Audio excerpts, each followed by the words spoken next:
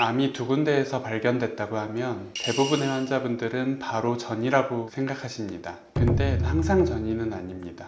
아예 처음부터 시작한 암이 두 개인 경우 원바람이 두 개인 케이스도 생각보다는 많아요. 안녕하세요. 여러분의 암선생 정상훈 원장입니다. 원장님, 근데 그 전이랑 원바람은 그럼 뭐가 다른 거예요? 원바람은 어느 위치에서 기원을 했는지를 이야기를 하는 거예요. 그래서 위치도 중요하지만 그 기원한 암의 성질이 어떠한지도 다 내포된 의미이기 때문에 위치만을 반영하는 단어는 아닙니다. 그리고 전이라고 하면은 원바람이 존재하고 원바람이 진행을 하는 과정에서 주변으로도 번져나가지만 또 멀리 혈관이나 림프관 등을 타고 퍼져나가려고 하는 성질도 갖게 되는데, 그래서 다른 위치에서 암세포가 정착해서 진행을 하면은 그 현상을 전이라고 이야기합니다. 근데 그러면 한 사람한테 암이 두 개가 생기는 케이스도 있나요? 충분히 가능하고요. 실제로 진료 현장에서도 진단 과정에서 원바람이 두 개구나 라고 판단을 하는 케이스들이 있습니다.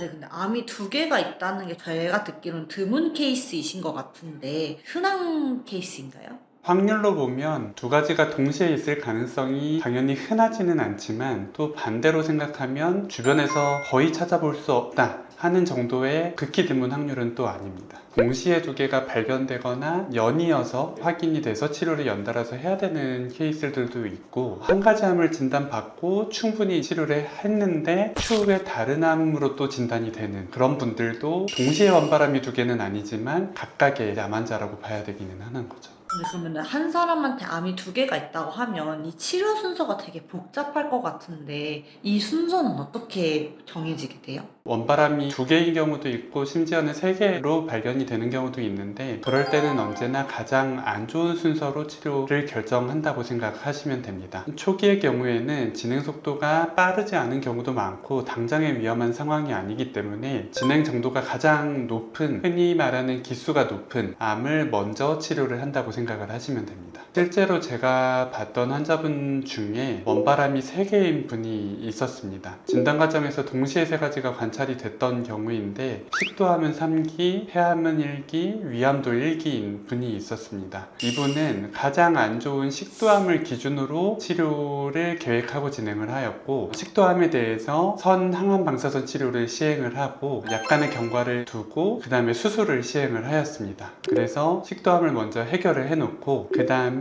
위암은 내시경적으로 절제가 가능한 상황이었기 때문에 내시경 절제를 시행하였고, 약간의 시간차를 두고 폐암의 경우도 수술로 해결을 해서 세 가지 암을 모두 다 치료를 한 케이스가 있었습니다. 여기서 중요한 포인트는 원바람의 개수가 많은 것이 좋을 것은 없겠지만 각각의 상태가 완치가 가능한 상태인지입니다. 실제로 방금 말씀드린 원바람이 3개인 환자분과 원바람이 하나인데 원격 전이가 확인이 돼서 애초에 4기로 진단이 되신 분을 비교해 보면 원바람이 하나지만 4기인 분은 완치가 어렵다고 생각하는 경우이기 때문에 원바람이 3개지만 해결을 충분히 해나갈 수 있는 케이스보다는 조금 더 안 좋은 상태라고 보시는 게 맞겠습니다. 그러면은 암이 만약에 두 개가 있다고 하시면 수술이나 항암 방사선 이런 것도 무조건 다 2번 이상 받으시게 되신 거잖아요. 그 이후에 찾아오는 부작용도 몸에 누적되나요? 물론 치료가 원바람이 하나인 경우보다는 반복되는 또는 별개의 치료들을 이어서 받으셔야 되기 때문에 체력적인 부담이 존재할 수 있습니다. 하지만 원바람의 개수만큼 2개면 2배만큼, 3개면 3배만큼 그렇게 힘들지는 않을 것이고, 각각의 과정들을 차례차례 진행하다 보면은 그만큼의 과정을 감수하는 정도로만 이해를 하셔도 될 겁니다. 원바람이 여러 개일 때 첫 번째 암에 대한 치료를 진행하면서 부작용 및 합병증이 오랜 기간 유지가 될 수도 있는데, 그게 지속이 되면은 다음 치료를 할 때도 이 부분이 영향을 주기 때문에 조금 더 힘들게 치료를 진행해야 될 가능성이 있습니다. 그래서 첫 번째 치료를 할 때도 부작용과 합병증이 염려가 되는 치료라면 그 부분에 대한 관리를 충분히 하고 넘어가시는 것이 더 도움이 되겠다라고 말씀을 드릴 수 있겠습니다.